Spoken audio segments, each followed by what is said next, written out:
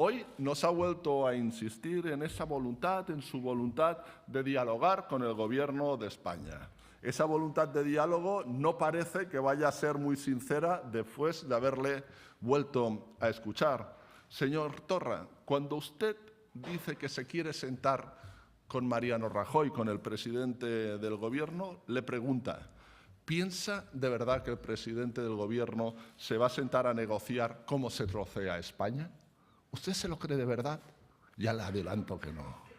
¿No considera, señor Torra, que sería mejor para la mayoría de los catalanes, para los que son independentistas y para los que no lo somos, que se sentara a hablar de lo que de verdad preocupa a los catalanes, que se sentara con una voluntad sincera de acercamiento para romper el bloqueo institucional que han provocado durante todos estos años?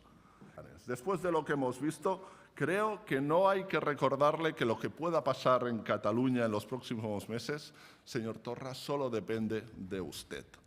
Está en su mano que el autogobierno de Cataluña no se tenga que volver a intervenir para garantizar el Estatut y la Constitución y los derechos, especialmente, de todos los catalanes.